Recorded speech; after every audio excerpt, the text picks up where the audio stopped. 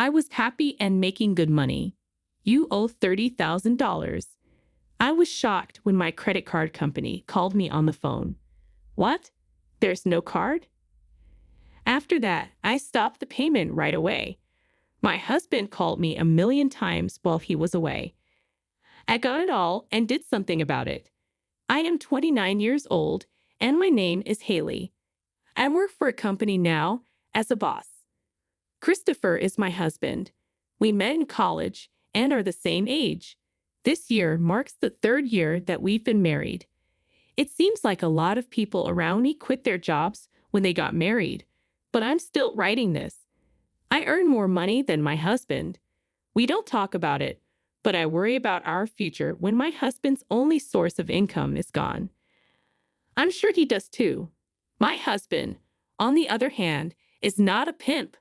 We each have our own pocket, and we split the cost of living 50-50. I can spend the rest of the money however I want. This meant that I wasn't too unhappy with the fact that we were working together and that our lives were going well. Oh, I guess I spent a little too much this month too, I thought as I looked at the debit notice email on the train ride home. That being said, I should look again to see if any services I haven't used in a while are still set up. That's what I thought as I closed the email. That time will probably never come. I couldn't remember the password to get to the page where I could see my credit card bills. It's tough to find the drive. I can't get through to the help center.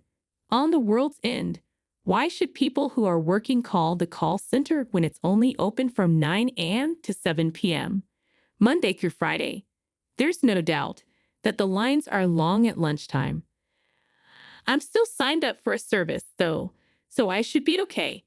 In other words, the call center will call you if the monthly amount is more than $10,000. You're not wrong when you say that this confidence that everything will be okay has made me less likely to call the call center. But shopping online takes my mind off of work worries. When I opened the package and saw the package inside, I felt better, but only for a short time. I'm at home. As soon as I opened the door to the living room, my mood went from good to bad. There are socks on the ground and empty cans on the table. There was a phone and a sweater on the couch. No, is that my husband in a sweatshirt? Yes, my husband doesn't clean the house at all when he gets home. Instead, he is purposely destroying the house. I point my phone at the couch and say, "Hey, socks and empty cans." This is what I get. It's just a small thing to throw away and wash. Don't be so mad. You might do it. You could do it if you get home early. Why don't you clean the house or make me dinner? He said the next thing when I said S and say, I'm so tired when I get home. I also have to deal with the store's lunch bag. I'm tired too. I said with a shrug, if you don't clean the house, you should work and do the work or the chores, whichever you like better. Oh, please be quiet. I understand. I understand. And the fact that he said it twice showed that he wasn't feeling it. I gave my husband a mean look. My husband looked at his phone the whole time he left the living room and didn't even notice how I felt. It's not fair that I do more chores and work than he does. Is that a bad thought? I don't think so. But I'm not sure if I went too far. Because my husband is sometimes crazy, I was afraid he would get stubborn and make the house even messier. But contrary to what I thought, what I said that day seems to have made a difference. Yes, my husband has been coming home late ever since, even on days when I got home before him. He began to show up. It looks like he was working extra hours. He must have changed his mind. Because I was so happy, I worked harder than ever on my tasks. My husband is busy, so I have to clean the house. I didn't think about the fact that my husband was doing that at the time. Yes, it's Christopher's room. He hasn't cleaned it in a while, and that day I got home before my husband did. It had been a while since I had been in his room. As expected, there were a lot of empty bottles and cans lying around. Throw this stuff away. Oh, even on the bed. Then I looked at the bed and thought, what is this? There was a package wrapped in gift wrap. That bag was my favorite brand. I had to shine a light on it because I couldn't see it well. Oh, could it be my birthday present? Yes, my birthday was the following week, even though it hurt. I chose to act like I hadn't seen the package and leave it alone. But on my long-awaited birthday, the box never showed up. Hey, do you know what day it is today? Oh, it's your birthday, right? Yes.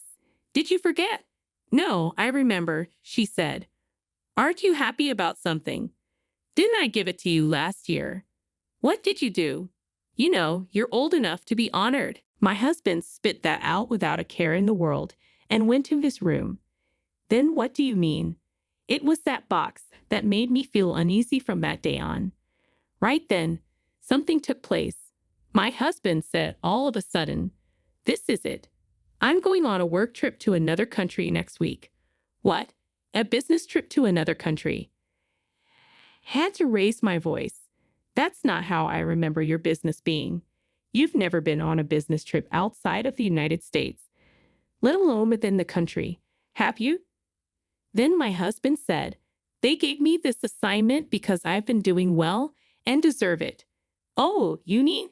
He told me I could believe him if I hadn't seen the box, but I couldn't accept what my husband said at that time. I was scared to go into his room on the day of his business trip after seeing him off early in the morning. I then checked under the bed. There wasn't a package there. I was sure. This isn't a business trip abroad, right? I was able to move my heavy body to work with this feeling in my heart. I was still not in a fit state to do any work, though. Several times, my hand stopped. I kept thinking about my phone and what my husband had said and done. "Hey, are you okay? What? You look like your mind is not in your body today," I asked. "Oh, yeah. I just didn't get enough sleep." As I made this light-hearted excuse, my phone started shaking. On the screen, a strange number was shown. It's not often that I answer a call from a number I don't know, but I had a bad feeling about this one, and did. "I'm sorry. I need to go for a while." "Yes, ma'am."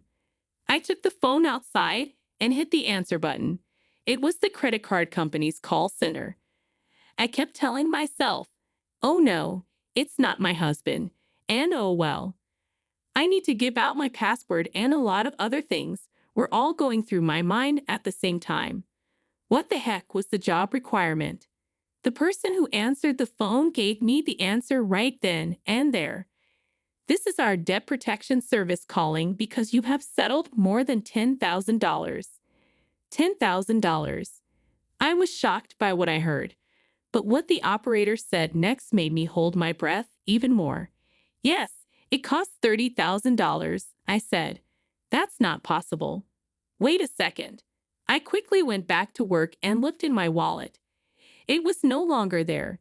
"That's the card I meant to put there," she said. I put my phone back in my ear. "Pardon me, may I halt that transaction?" "Yes, I think it's still true, so you can stop it."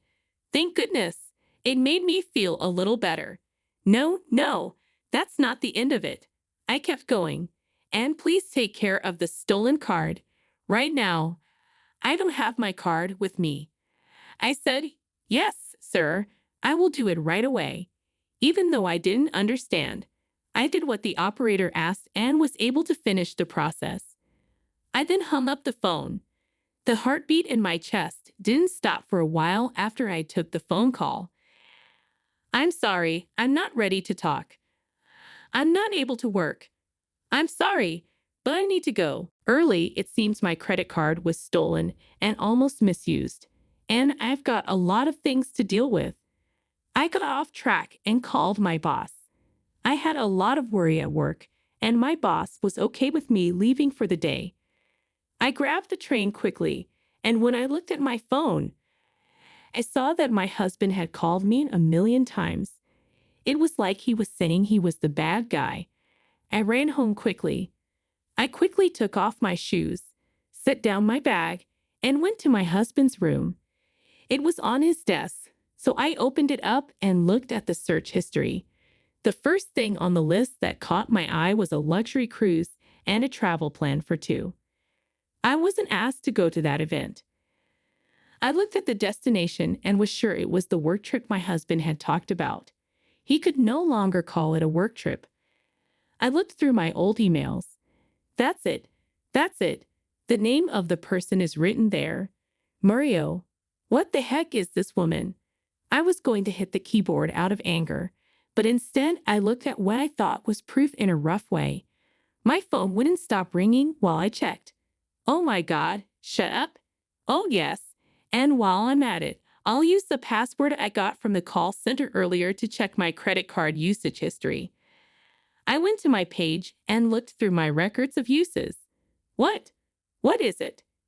As I scrolled through, my mouth kept getting wider and wider.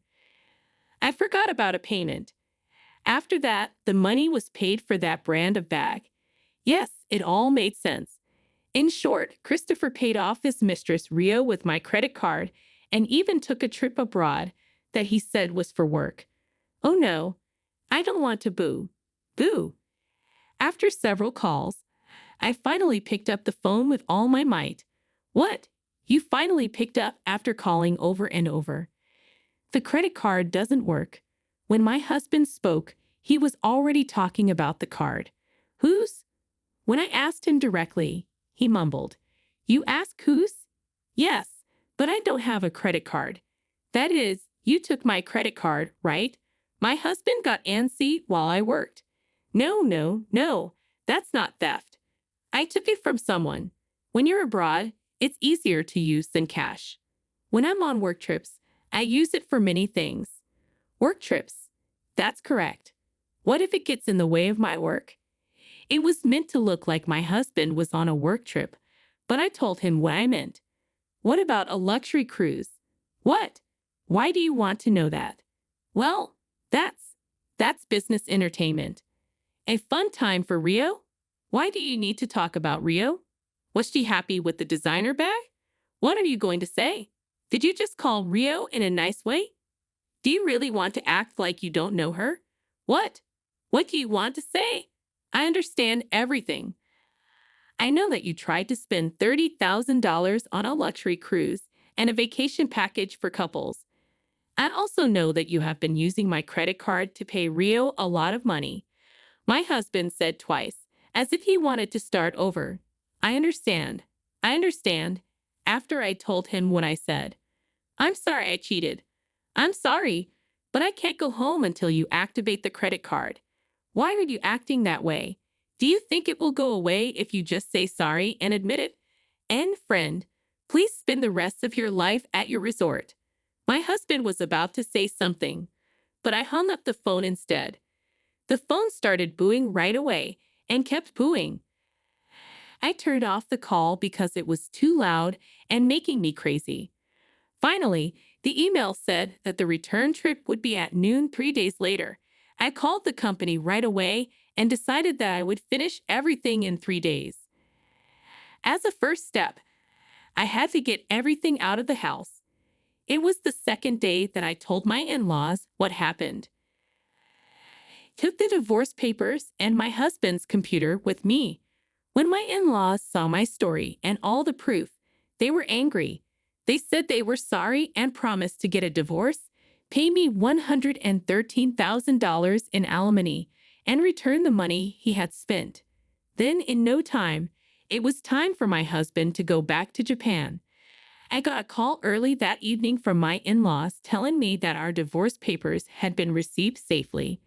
To my surprise, my ex-husband had only taken the credit card and not any other money. The woman had given him $30,000 instead. As you might expect, she was very angry. She changed her ticket without permission before the return date and went back to Japan before him. I asked myself why she didn't just take the plane ticket and visa from my ex-husband and leave for Japan. While I was listening to the story, I thought about how when my ex-husband got back to Japan, my things were gone from my house and my phone wouldn't connect. So he ran to my in-laws' house. He got in a lot of trouble there and had to write divorce papers. In other news, The woman is now also asking for her $30,000 back, and the ex-husband is rolling his eyes up into his head. After he paid them back once, they made him live like a junior high school student with a 20-hour curfew while they watched over him until he paid the whole amount back. I finally made a $9,000 claim against the cheating wife after getting information from my in-laws about what had happened and how to reach them. This ended the problem. When I went back to work the next day, many of my bosses and coworkers were worried and called me. "Hey, are you okay? I'll listen to the story if it's okay with you. Say thank you. I'm thankful to work for such a friendly company. Every once in a while, I'll buy you a drink. Let's get a drink. It's really just a game of whining. Thanks a lot." As I drank the beer, I poured all of the past into the center of my mind. I love it. From now on, it looks like only good things will happen. Yes, that's right. Haley,